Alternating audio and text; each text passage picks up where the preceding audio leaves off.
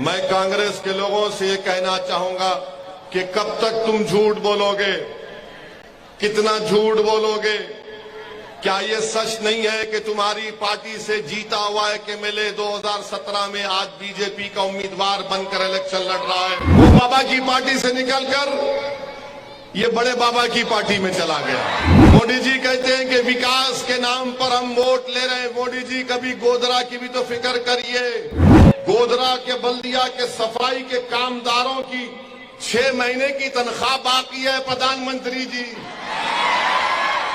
क्या ये स्वच्छ भारत है? देश के प्रधानमंत्री के जो सफाई कर रहे हैं उनको तनख्वाह नहीं।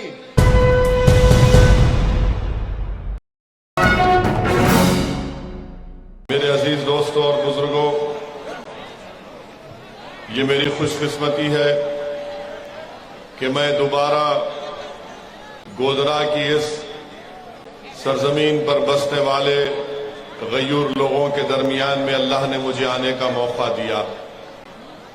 और आप जानते हैं कि आपकी खुसूसियत ये है कि गुजरात हो या पूरा मुल्क हो, इसमें गोधरा की जनता ने और खास तौर से अल्पसंख्यक समाज के मुसलमानों ने अपना बहुत बड़ा योगदान दिया। आपकी ईमानदारी के चर्चे न सिर्फ गुजरात में बल्कि पूरे भारत में गूंजते हैं। ट्रांसपोर्ट वाले सख्त कर्फ्यू की हालत में करोड़ रुपए का ट्रक का सामान हिफाजत के साथ उसके मालिक के हवाले करते हैं। गोधरा की आवाम गाड़ी चाहे कितनी खराब हो जाए, टूट फूट जाए, उसको एकदम नया करके उसको बेहतर बना देते हैं। यहां तक कि शोरूम की तरह ये दिखाई देता है। तो जब आप एक गाड़ी को अगर टूट जाती है तो उसको खूबसूरत बना सकते हैं, तो क्या आप यहां से हसन शब्बीर को अपना एमएलए नहीं बना सकते? अगर एक गाड़ी खराब हो जाती है तो आप उसको शोरूम की तरह नया बना देते हैं। अल्लाह ने आपके हाथों में फन दिया है। मेरी आपसे गुजारिश है कि जिस तरह आप एक गाड़ी को अच्छी तरह बना देते हैं, उसी तरह आज आपको गोधरा को अच्छा बनाना है। और गोधरा को खूबसूरत बनाने के लिए आपको यहां से मजलिस के उम्मीदवार को एक नया एमएलए बनाकर गुजरात की विधानसभा में भी जाना है। वहीं पर आप जानते हैं कि आपकी आवाम ने आदिवासी हो, दलित हो, पसमानदा लोगों को अपने रोजगार आपने फराहम किया। और कोरोना जैसी बीमारी में गोधरा की अल्पसंख्यक समाज के जिम्मेदारों ने बिला किसी तफरीक के आपने सब इंसानियत की खिदमत की। मैं आपको इसका सलाम करता हूं। और मैं खास तौर से हमारे हाजी हनीफ का, जब हमारे हिंदू भाई कोविड के दौरान में उनका मौत हो जाती तो मुझे अभी हाजी हनीफ ने बताया कि 100 से ज्यादा चिताओं को आग लगाने के लिए हाजी हनीफ को बुलाया जाता था। मुझे हाजी हनीफ ने बताया कि वो 5 ईसाइयों की लाशों को भी वो उनके आखिरी रसूमात उनके हाथ से उन्होंने अदा किए। हमारे बोरी समाज के लोगों का इंतकाल हुआ तो हाजी हनीफ ने उनकी तदफीन का इंतजाम किया। मैं अल्लाह से दुआ करता हूं कि अल्लाह सुब्हानहू व तआला आप तमाम की कोविड के दौरान में जो आपने इंसानियत की खिदमत की, अल्लाह उसको कबूल करे और अल्लाह सुब्हानहू व तआला खिदमत करने वालों के दर्जात को दीन और दुनिया में बुलंद फरमाए। मेरे अजीज दोस्तों और बुजुर्गों, गोधरा इस बात से भी मशहूर है कि मुल्क भर में डंडिया, पेटला, बेलन, गहवारे जैसे चीजें मुल्क के कोने कोने में आप पहुंचाते हैं।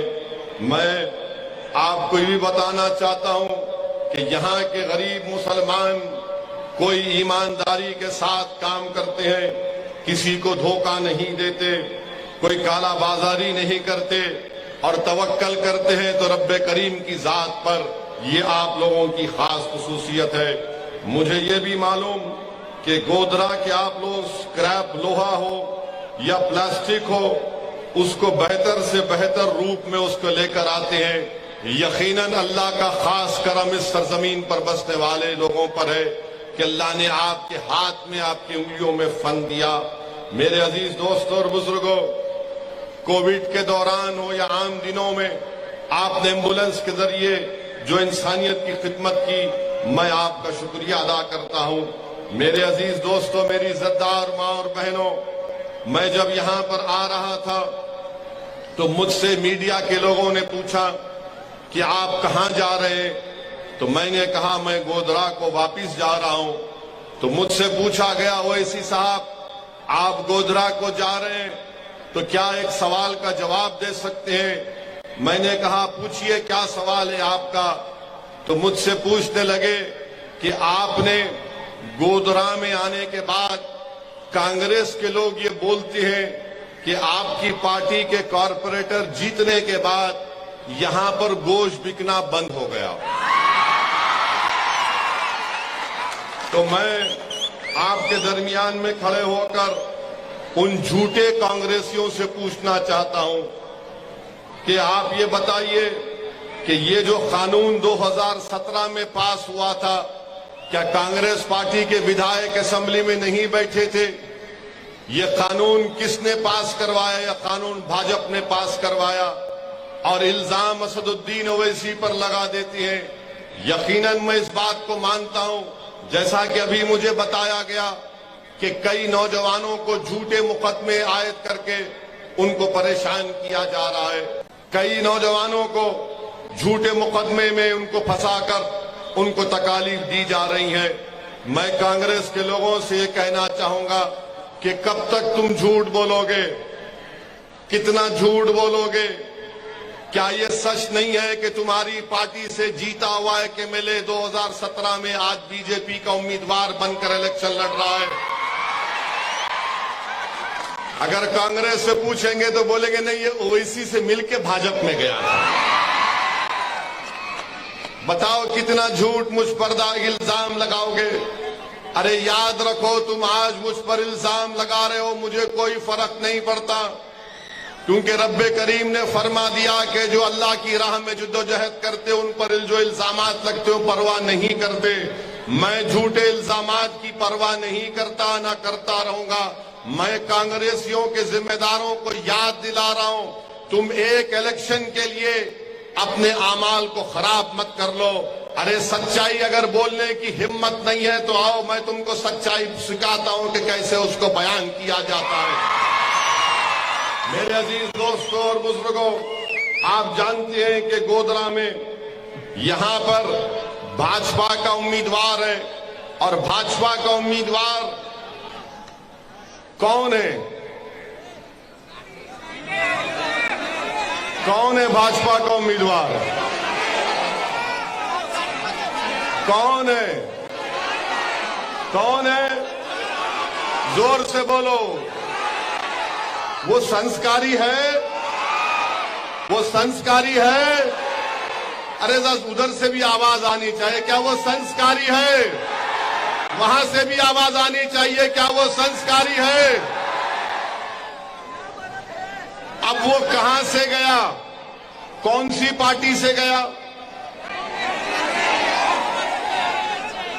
कौन सी पार्टी से गया? कौन सी पार्टी से गया? वो जो बाबा पैदल चल रहे हैं उनकी पार्टी का है ना।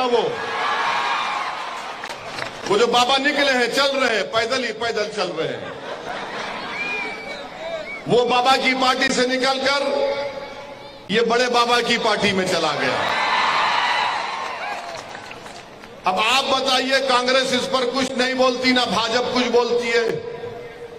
मैं आपसे अपील करने आया हूं कि यहां पर गोधरा में क्यों नहीं नरेंद्र मोदी खुद आकर गोधरा में ये फाटक को क्यों नहीं खोल देते रेलवे ब्रिज की? मोदी जी आइए ना, मैं साथ में ठहरता हूं आपके। मोदी जी कहते हैं कि विकास के नाम पर हम वोट ले रहे हैं। मोदी जी कभी गोधरा की भी तो फिक्र करिए। कब तक मोदी जी गोधरा की आवाम को तकलीफ पहुंचाएंगे? यहां पर अंडरग्राउंड रेलवे अंडर ब्रिज नहीं खोला जाता, यहां पर अंडरग्राउंड ड्रेनेज का पानी उसको निकालने का इंतजाम नहीं किया जाता। अरे शहर की फाटक तो खोलो मोदी जी, आपका दिल अगर बड़ा है तो खोलो गोधरा की शहर की फाटक को। इस पर कोई जवाब नहीं देंगे। विकास के नाम पर आप कहते हैं कि हमने बहुत किया, मगर मेरे अजीज दोस्तों और बुजुर्गों, यही जो आज भाजपा का कैंडिडेट है उसने क्या किया? जहां जहां अल्पसंख्यक समाज के इलाके हैं वहां पर कोई डेवलपमेंट का काम नहीं होता, अगर होता है तो ताखीर से होता है। हाँ, मैं दोबारा आपके दरमियान में खड़े होकर इस बात का वादा कर रहा हूं कि कब्रिस्तान की रोड बनेगी इंशाअल्लाह ताला, जल्द से जल्द बनेगी। और ये लोग जो रोकने की कोशिश कर रहे हैं उनसे भी कह रहे हैं कि भाई साहब बाज आ जाओ, वरना मुझे यहाँ पर आकर ठहर कर गोधरा में धरना देकर काम कराना पड़ेगा, तो फिर जिम्मेदारी तुम्हारी होगी, मेरी नहीं होगी। मैं हनीफ को बोल चुका, हाजी हनीफ को, और फिर गोधरा शहर के कई रास्ते 2 साल से मंजूर हो गए मगर अभी भी नहीं शुरू किए जाते। मोदी जी ये कौन सा विकास है आपका? और फिर गोधरा के बल्दिया के सफाई के कामदारों की 6 महीने की तनख्वाह बाकी है प्रधानमंत्री जी। क्या ये स्वच्छ भारत है? देश के प्रधानमंत्री के जो सफाई कर रहे हैं उनको तनख्वाह नहीं, तो आपने कौन सा गुजरात बनाया? प्रधानमंत्री बोलते कि मैंने गुजरात बनाया, और आप जानते हैं कि गोधरा की बल्दिया में भाजपा, गुजरात में भाजपा, दिल्ली में भाजपा, उसके बावजूद भी यहां पर काम नहीं होता। तो कोई विकास गोधरा में इसलिए नहीं होता क्योंकि नफरत करते हैं गोधरा में रहने वालों से, नफरत करते हैं। कांग्रेस बोलती है कि ओवैसी की वजह से, मैं कांग्रेसियों को बोलना चाह रहा हूं कि नफरत की बुनियाद पर गोधरा में नाइंसाफी की जा रही है। इसलिए नफरत की जा रही है कि यहां पर अल्पसंख्यक समाज के मुसलमान रहते हैं, यहां पर दलित और आदिवासी रहते हैं, इसलिए भाजपा नफरत करती है। मेरे अजीज दोस्तों और बुजुर्गों, आप ये भी जानते हैं कि मैंने आपके सामने ये भी कहा कि प्रधानमंत्री ने कहा नल से जल,